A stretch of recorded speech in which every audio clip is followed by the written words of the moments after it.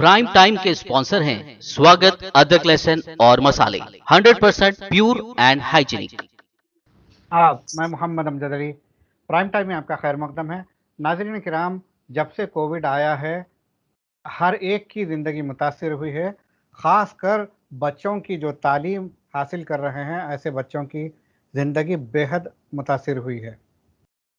Physical classroom तो होने से रही, ऑनलाइन क्लासेस का एक नया रिवाज चल पड़ा।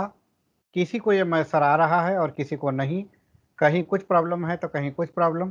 तो इसका हल क्या हो सकता है? क्या करना चाहिए ताकि बच्चों का तालीमी साल ख़राब ना हो? इस ताल्लुक़ से हम गुफ्तगू करेंगे। हमारे आज मेहमान हैं जनाब प्रोफ़ेसर अमिताभ कुंडू साहब, जो कि प्रोफ़ेसर ऑफ़ इकोनॉमिक्स हैं, साबिक़ा प्रोफ़ेसर जवाहरलाल नेहरू यूनिवर्सिटी, और मौजूदा ये मुशीर हैं ऑक्सफैम इंडिया के, और एक ख़ास शख्सियत के हामिल हैं, distinguished fellow at research and info government of India. मेरे ख्याल से आप वाकिफ़ होंगे प्रोफ़ेसर अमिताभ कुंडू से, क्योंकि हमने इससे कब्ल भी मुसलमानों की तालीमी हालत पर इनसे गुफ्तगू की थी। प्रोफ़ेसर कुंडू, आपका बीबीएन चैनल पर खैर मकदम करता हूँ। धन्यवाद, शुक्रिया मुझे जी, आपके प्रोग्राम में शामिल करने के लिए। आपका बेहद शुक्रिया, आप हमें अपना कीमती वक्त दे रहे हैं। तो मैं ये जानना चाहूँगा, फ़िज़िकल क्लासरूम से ऑनलाइन क्लासरूम में जब शिफ्ट हुई तालीम, गरीब बच्चों को ये मैसर नहीं आ रही है।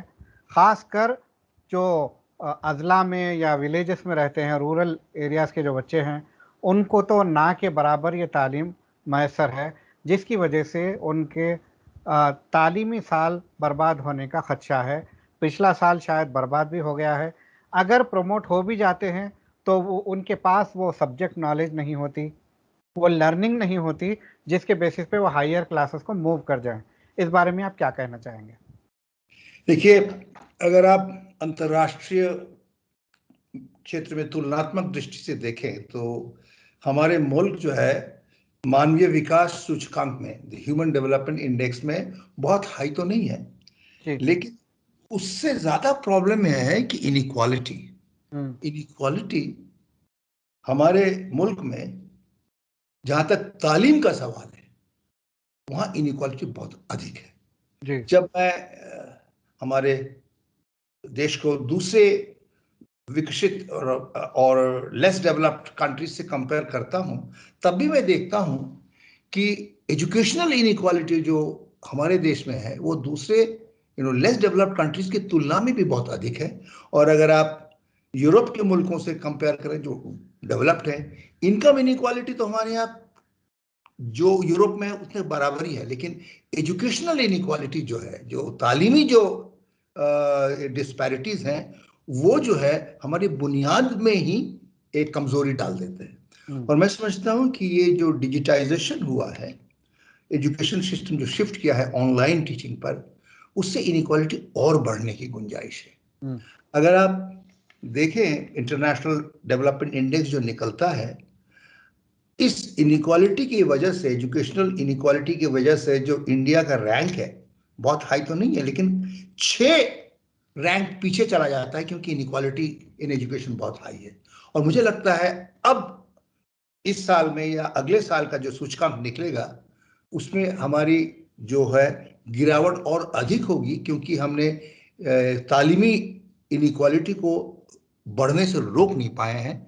और विशेष रूप से जैसे आपने बताया कि ग्रामीण और शहरी क्षेत्र के बीच में जो इनइक्वालिटी है, वो निश्चित रूप से बढ़ी है, क्योंकि एक्सेस टू टेक्नोलॉजी जो है वो बहुत ही अनइक्वल है रूरल एंड अर्बन एरिया में, और सोशो इकोनॉमिक क्लासेस में के बीच में भी जो इनइक्वालिटी है बहुत अधिक है। तो निश्चित रूप से ये चिंता की बात है। जी, इसका हल क्या हो सकता है आपकी नज़र में?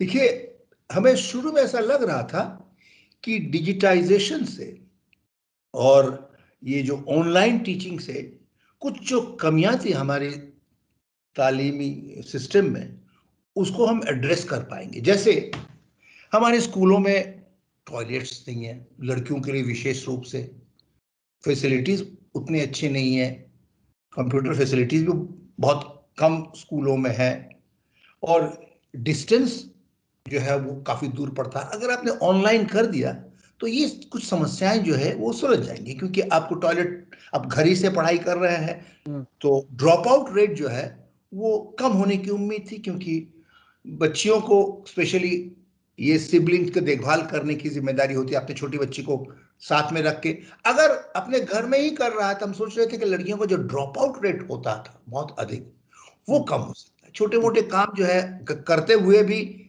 इंसान क्लास अटेंड कर सकता है। जो drop out rate schedule caste, schedule tribe और मुस्लिम्स में है, जो 10 साल की उम्र से ही शुरू हो जाता है, हमने सोचा अगर ऑनलाइन अगर होगा तो निश्चित रूप से ये समस्याओं को हम एड्रेस कर पाएंगे। एक और बात है, गांव में डिस्ट्रिक्ट हेडक्वार्टर्स के अलावा जो दूसरे स्कूल्स हैं वहां पर क्वालिटी ऑफ एजुकेशन बहुत खराब है, टीचर्स जो है वो पहुंचते नहीं है। अगर हमने ऑनलाइन एजुकेशन किया, अच्छे टीचर्स से हमने प्रोग्राम ठीक से बना पाए, तो निश्चित रूप से जो इनइक्वालिटी को हम एड्रेस कर पाते। तो ये बहुत बड़ा अपॉर्चुनिटी था। मैंने सोचा कोविड ने ये ऑनलाइन को एजुकेशन को पुश करके एक हमारे सामने एक मौका दिया था कि हम इन बुनियादी जो इनइक्वालिटी है उसको हम एड्रेस कर पाएंगे, क्वालिटी ऑफ एजुकेशन को हम इम्प्रूव कर पाएंगे छोटे छोटे शहरों में, गांव में। और जो इंफ्रास्ट्रक्चरल डेफिशिएंसी है जिसकी वजह से ड्रॉप आउट होता था, टाइम लगता था बच्चों को स्कूल से जाने आने में, हायर सेकेंडरी लेवल पर तो निश्चित रूप से बहुत सारे लोगों को 1-1.5 घंटा जाने में आने में लगता है। इन सारी समस्याओं का हल निकाल सकते थे, लेकिन ऐसा हुआ नहीं। अगर आप देखें, जैसे आपने बताया कि ग्रामीण क्षेत्रों में ऑनलाइन क्लासेस जो है 18%, ये असर की स्टडी है, वो इस साल बताते हैं कि गांव में जो है 18% ही बच्चे ऑनलाइन क्लासेस करते हैं। वो भी मैं पैंडेमिक के जो पहले स्टेज की बात कर रहा हूँ, सेकेंड स्टेज पे ये प्रतिशत और भी गिर गई थी। तो निश्चित रूप से स्मार्टफोन भी है, ऐसा नहीं है कि स्मार्टफोन, 62% लोगों के पास स्मार्टफोन है, 90% लोगों के पास मोबाइल फोन है। लेकिन हमारे मुल्क में टेक्नोलॉजी का इस्तेमाल एजुकेशन के लिए, मोबाइल फोन का इस्तेमाल एजुकेशन के लिए बहुत कम प्रतिशत होता है। दूसरे कंट्री की तुलना में हमारे यहाँ मोबाइल फोन ज्यादा है, स्मार्टफोन भी ज्यादा है, लेकिन उसका इस्तेमाल शिक्षा और स्वास्थ्य के क्षेत्र में बहुत कम होता है। इस वजह से हम ये अपॉर्चुनिटी हमारे पास आया था उसको हम लोग इस्तेमाल नहीं कर पाए। ये 62% हैविंग स्मार्टफोन जो बताया आप, ये ओवरऑल है या रूरल में भी है?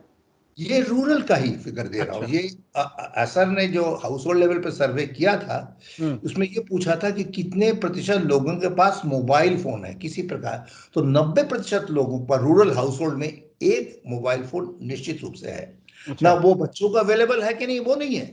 दूसरी जो आंकड़ा मैंने दिया, 62% लोगों के पास में स्मार्टफोन है, ये भी 2019-20 के आंकड़े हैं। और मैं आपको ये बताना चाहता हूं कि कोविड के पहला वेव शुरू करने के 3 महीने के अंदर स्मार्टफोन की खरीदारी ग्रामीण हाउस होल्ड में 11% एक्स्ट्रा लोगों ने स्मार्टफोन ले लिए थे।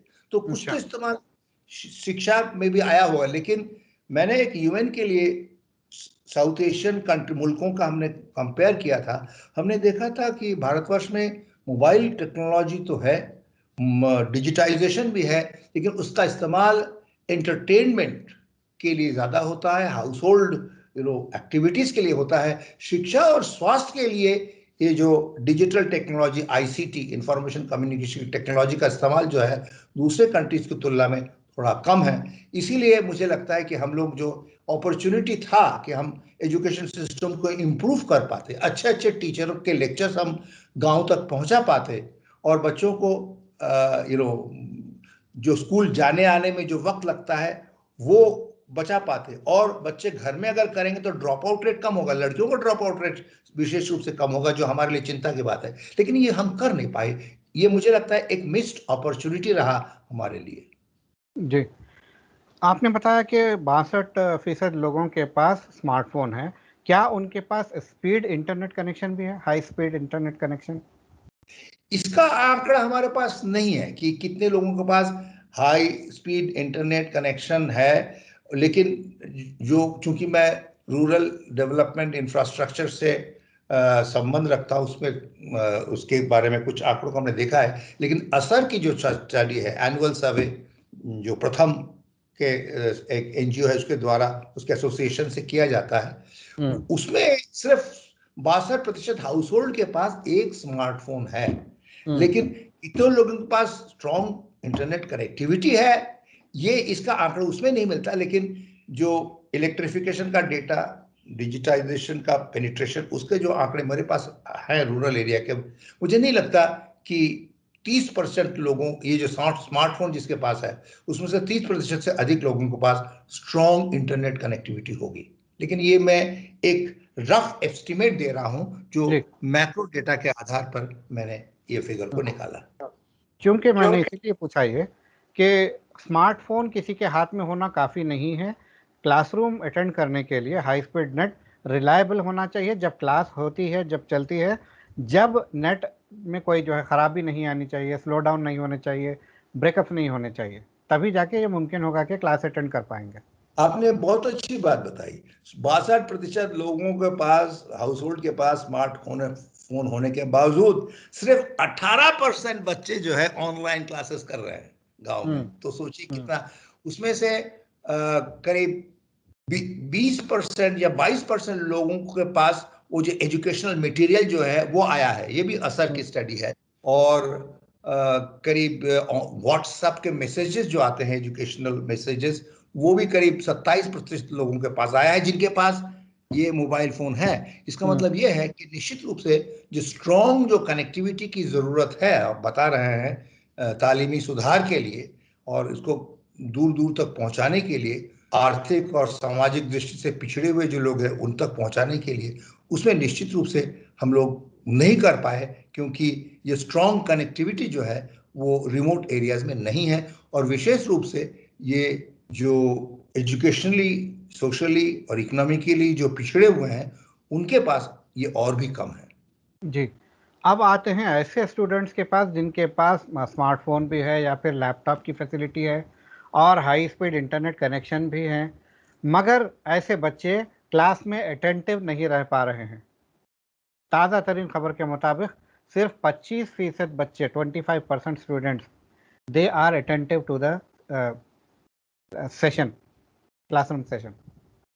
अब हम बच्चों पर ही दोष क्यों दें?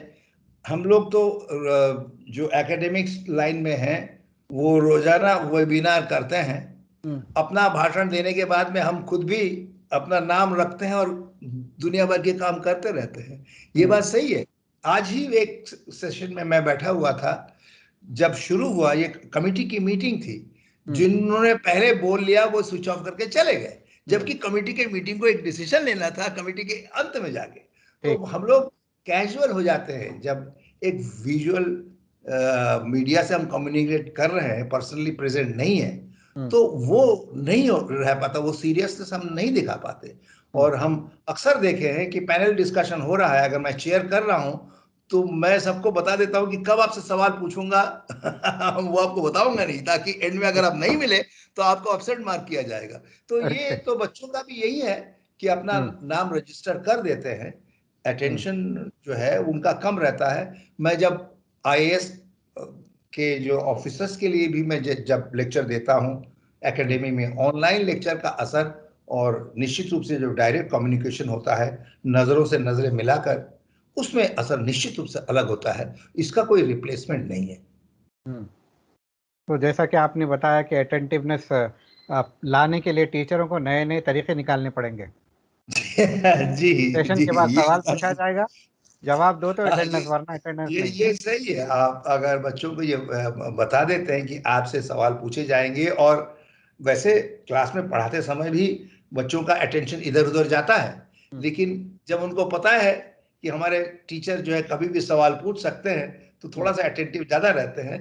और ये भी आप वेब के लेक्चर में भी अगर आप बता दें कि हम आपसे सवाल पूछेंगे, और जो नहीं आ पाएगा कम से कम सबको पता चल जाएगा कि वो अटेंटिव नहीं है, वो अपना फोटोग्राफ रख के मतलब घूम फिर रहे हैं कमरे के अंदर। तो मुझे लगता है कि कुछ तो हमें करना पड़ेगा ये जो इंटरेक्शन को एक्टिव बनाने के लिए, अटेंशन को देने के लिए। और ये भी एक चैलेंज है कि आप लॉन्ग डिस्टेंस पे बच्चों के इंटरेस्ट को कैसे आप कैप्चर करते हैं, किस ढंग से नयापन लाते हैं, किस तरह से फोटोग्राफ दिखाते हैं, हमें तरीके जो प्रेजेंटेशन का उसमें भी बदलाव लाना पड़ेगा। क्योंकि 1 घंटा अगर सबका पार्टिसिपेंट्स का अगर आपने अटेंशन को रखा हुआ है तो आपको निश्चित रूप से आपका प्रेजेंटेशन का स्टाइल जो है उसमें इंप्रूवमेंट लानी पड़ेगी। जी, टीचरों का फिजिकल प्रेजेंस ना होने की वजह से बच्चों में पनिशमेंट का डर भी खत्म हो गया है। जी, तो इसको कैसे? पनिशमेंट का डर पनिशमेंट का डर तो ये सही है। आजकल पनिशमेंट जो है ये तो ये क्रिमिनल एक्टिविटी माना जाता है। अगर किसी स्कूल के किसी टीचर के खिलाफ आपने केस कर दिया, मुझे थप्पड़ मारा है, वो टीचर जो है वो प्रॉब्लम में आ जाएगी। जबकि हमारे स्कूल डेज में थप्पड़ पड़ना तो एक हम कहते हैं हमको थोड़ी सी पिटाई होनी चाहिए। सही। लेकिन मुझे लगता है पनिशमेंट सिस्टम तो इसमें डाल सकते हैं कि अगर आपके अटेंशन नहीं मिला क्लास में, अगर टीचर्स को बताया गया आप सवाल जरूर पूछेंगे एंड में जाके, ये आपकी टीचिंग मेथोडोलॉजी में चेंज लाना पड़ेगा। ये आप लेक्चर डिलीवर करके चले जाते हैं वो तो आप टेलीविजन भी कर सकते हैं, आपको ऑनलाइन क्लासेस करने की क्या जरूरत है। लेकिन अगर आप ऑनलाइन क्लासेस कर रहे हैं तो बच्चों से अंत में जाके सारा सवाल जरूर पूछिए, बीच में भी सवाल पूछते रहिए और अपने प्रेजेंटेशन को और इंटरेस्टिंग बनाएं। मुझे लगता है ये हमें चैलेंज लेना पड़ेगा, क्योंकि मुझे लगता है कि कोविड का अगर तीसरा वेव नहीं भी आया तो भी ऑनलाइन एजुकेशन की एक इम्पोर्टेंस रहेगी। क्योंकि सोचिए, मैं जानता हूं एक छोटे से कॉलेज के इकोनॉमिक्स के ग्रुप ने कहा हमें एक नोबेल लॉरिएट को लाना है। हमें मेरी थोड़ी पहचान थी, मैंने उनसे रिक्वेस्ट किया, वो मान गए, क्योंकि उनको जाना आना कुछ नहीं पड़ेगा, वो अपने कमरे से लेक्चर देंगे, 1 घंटे का है। तो सोचिए, पंजाब के एक छोटे से कॉलेज में एक नोबेल लॉरिएट आके आधा घंटा बोल के गए। तो ये तो बहुत बड़ी एडवांटेज है कि डिजिटल टेक्नोलॉजी का, कि आप क्वालिटी ऑफ एजुकेशन को इम्प्रूव कर सकते हैं। लेकिन आपके अंदर रिसेप्टिविटी होनी चाहिए और ये इंश्योर करना पड़ेगा कि जो लोग सुन रहे हैं वो ध्यान के साथ में सुन रहे हैं और एब्जॉर्ब कर रहे हैं। लेकिन निश्चित रूप से कॉस्ट ऑफ जो खर्चा है, एक्सपेंसेस जो है एक अच्छे लेक्चर करवाने का, वो कम हो गया है। और बहुत से बड़ा स्कॉलर भी सोचता है कि अगर मुझे 1 घंटे के अंदर मैं डिस्टेंट लोगों, बहुत दूर के लोगों को, ऑडियंस को एड्रेस कर पा रहा हूँ। सर, मेरा आखिरी सवाल आपसे ये है कि बाज़ बच्चों को ये ख्याल है कि जिस तरह से उनके सीनियर्स को गवर्नमेंट ने बगैर इम्तिहान के पास कर दिया, इन्हें भी पास कर दिया जाएगा। ये भी एक वजह है कि क्लास में दिलचस्पी नहीं लेने की। इसको कैसे रोका जाए? ये कैसे चेंज किया जाए? ये चेंज करना बहुत मुश्किल है, क्योंकि जब तक ये थ्रेट, ये तीसरा वेव आने की संभावना को हम रूल आउट नहीं कर सकते, अगर ऐसा नहीं कर सकते तो सरकार की तरफ से ये कहना कि अगला जो क्लास में प्रमोशन जो है वो निश्चित रूप से परीक्षा के आधार पर ही होगी, ये कहना मुश्किल है। लेकिन मुझे ऐसा लग रहा है कि वैक्सीनेशन का रेट जो जिस तरह से बढ़ रहा है और रेट हमारे यहाँ इस वक्त तो कम हुआ है, और ऐसा उम्मीद है कि शायद तीसरा वेव उतना भयंकर नहीं होगा जितना पहला वेव था। हो सकता है या दूसरे वेव की तुलना में निश्चित रूप से कम होगा। अगर ऐसा है तो ये सरकार को 1-2 महीने के अंदर बताना पड़ेगा कि अगला जो एग्जामिनेशन है उसको कैंसिल नहीं किया जाएगा। ये आप सही कह रहे हैं कि ऐसा फीलिंग है कि अगर कोविड का ये चलता रहा तो निश्चित रूप से ढिलाई रहेगी उनकी तरफ से। लेकिन मुझे लगता है सरकार को ये मैसेज देना पड़ेगा 1-2 महीने के अंदर, अगर कंट्रोल में है कि कोविड सिचुएशन, कि हम इम्तिहान को सीरियसली लेंगे। क्योंकि मुझे ऐसा लगता है कि इम्तिहान का एक असर तो पड़ता है, उसके कुछ तो कमियां हैं, लेकिन मुझे लगता है कि ये जो रिलैक्स एटीट्यूड जो एजुकेशन में आया है वो बहुत अच्छा नहीं है। और वैसे भी आजकल जो एम्प्लॉयर्स हैं, जब हम बात करते हैं तो कहते हैं भाई इस साल के जो हायर सेकेंडरी पास होके आ रहे हैं उनकी वैल्यू मार्केट में कम होगी, क्योंकि उनका कोई असेसमेंट नहीं हुआ था। मुझे लगता है बच्चों के इंटरेस्ट में भी होगा कि प्रॉपर इम्तिहान के जरिए वो पास करें, ताकि उनकी जो रेपुटेशन है वो ऐसा ना हो कि ये कोविड पीरियड का ग्रेजुएट है, कोविड पीरियड का मैट्रिकुलेट है, कि उससे जो है उनकी जो बाजार में जो उनका जो वैल्यूएशन है वो कम हो सकता है। ये हम सबके इंटरेस्ट में है, एजुकेशन सिस्टम के इंटरेस्ट में है, इकोनॉमिक एफिशिएंसी के इंटरेस्ट में है, और बच्चों के अपने हित में भी है कि ऐसा ना हो, प्रॉपर एग्जामिनेशन से वो पास हो। जी, बहुत अच्छी बात कही आपने। सोशल मीडिया पे एक जोक भी सर्कुलेट हो रहा है। एक बच्चा जो है ग्रेजुएट होकर इंटरव्यू को जाता है और इंटरव्यूअर पूछते हैं कि आप कौन से साल कंप्लीट किए, तो 2020 या 2021, तो वो कह रहे हैं कि आप घर पर ही रहिए, सेफ रहिए। तो ऐसा ना हो कि हकीकत में बदल जाए। बहरहाल इस हैप्पी नोट पे एक अच्छी उम्मीद के साथ आज का प्रोग्राम ख़त्म करते हैं। आपका बेहद शुक्रिया हमसे बात करने का। तो नाज़रीन, ये थे जनाब प्रोफेसर अमिताभ कुंडू साहब। ये हमें बता रहे थे कि कोविड ने एक्चुअली एक मौका दिया था कि ख़ासतौर पे विमेन गर्ल स्टूडेंट्स का ड्रॉप आउट रेट कम हो, क्योंकि स्कूल में जाते हैं तो वहाँ पे सहूलतें नहीं होती है, टॉयलेट नहीं होते हैं, ठीक से इंफ्रास्ट्रक्चर नहीं होता। घर पे रहने से प्राइवेसी भी रहेगी, टॉयलेट का प्रॉब्लम नहीं रहेगा, ये बहुत सारे फैसिलिटीज़ के साथ आराम से अपने घर में बैठ के एजुकेशन हासिल करेगी।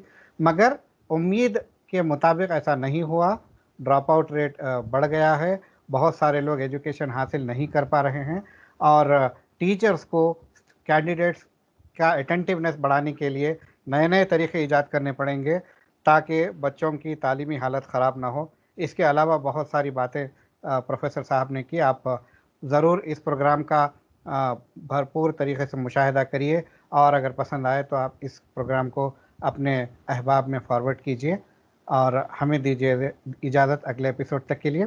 शब बखैर। सब